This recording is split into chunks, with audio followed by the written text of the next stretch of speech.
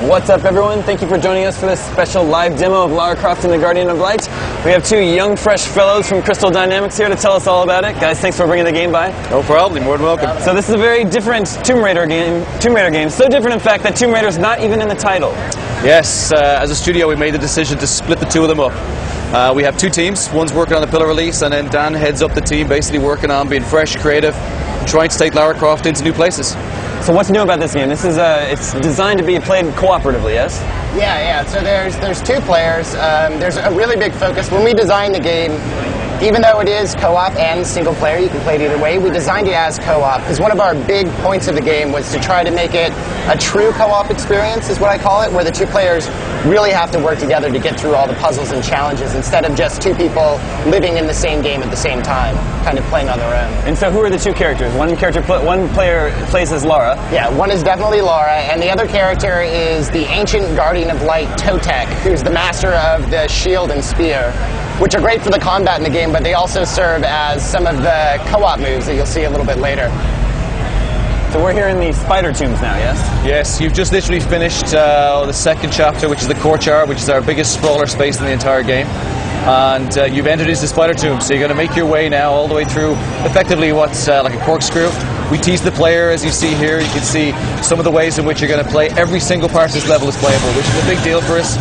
We don't want to kind of hide stuff. Players see it, they know they're going to make their way to it. Ultimately, you're going to make your way all the way down to the very bridge at the very end. So they'll get over, and you can see some verticality here in this space. Since Lara and Totek's moves tend to be vertical, one of the big challenges we had on this project was to create these vertical spaces with an isometric camera, and this is one of my favorite examples of that. Yeah, tell us about these co-op moves. Lara has this grappling hook, right? Yeah, so what you just saw there, we call the leap of faith, and this is one of what we call the trust co-op moves, where one player is just jumping to what would be their death. If the other player doesn't hit the button at the right time, they won't catch him, and your buddy's going to get mad at you if that happens. Sure. And Totek has, you mentioned his spear. Yeah, he has a spear, so he can throw his spears into the walls anywhere in the game or any of the objects in the game, and Lara can jump to those. Totek's too heavy. If he jumps on it, it breaks. He can throw up to 3 at a time in the world, so they can use that to make a lot of ladders and bridges for Lara to cross big gaps. And then she can use her grapple hook to get Totek across. She can also stand on his shield, right? Yeah, she can stand on his shield. While she's standing on his shield, he can still move, and he can also jump for a co-op double jump. She can jump from his jump to get to even higher places. So then how does the game work if you're playing it by yourself? So when you play single player, rather than doing an AI character, which can probably get pretty frustrating in the puzzles that we have in the game, we decided to just boost Lara's abilities. So we've actually given her Totek's spear. The story's a little bit different in single player, and Totek actually gives you the spear, so Lara can throw the spears into the walls and jump to them herself.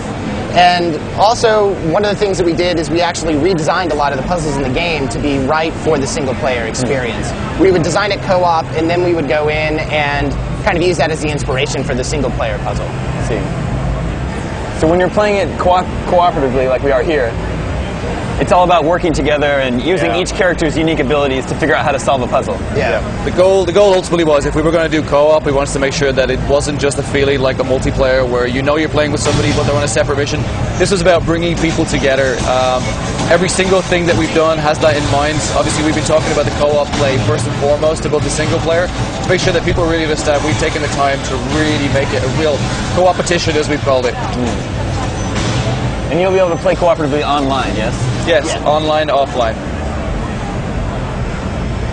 So one of the things that you're seeing here is that rolling ball, which is actually a really cool thing in our game. It's completely physics-driven and really dynamic. The players can, it's really intuitive to just pick it up and roll it around. They can use the bomb to blow it up to different spaces, and it's like really great for puzzles. You can also roll over creatures with it. It's pretty fun. You can see Totek using his spears to get Lara up to that reward that they just picked up. They just picked up a reward that boosts the player's overall ammo bar, so now they can get better weapons and use them longer. And you can see as an example of the co-op, they work together to get that ammunition, so they both benefit from it. Whereby, as a player individually can pick up jewels and gems and health packs on their own. When you work together, you get rewarded for it.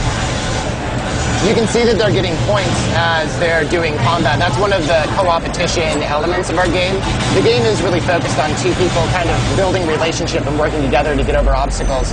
But there's only so many gems and so many enemies to earn points off of, and you get really big unlocks for the character if you can earn enough points. So it becomes a little bit of a competition of who can get that gem first, who can kill more enemies than the other guy. We've also spent a lot of time working on sort of the casual and the hardcore gameplay aspects. So we have critical and non-critical tombs. So for the casual player who just wants to get stuck in and play through it, you come across a puzzle. If you don't want to do that big puzzle, there's sort of an easy fix to it to be able to help you continue through. But for the Tomb Raider fans, which we wanted to make sure that they were very happy with taking this into this new space, there's the sort of the harder tombs, which can spend 5 or 10 minutes playing. So really we've built in for the two different players. And there's a lot of replayability. You don't have to do those tombs to beat the game, but it does make you want to go back and beat them because of the likes of we have artifacts and relics which help things like your health and your bombs and your defense. So there's really got a lot of opportunity to go back in and play these levels over and over again.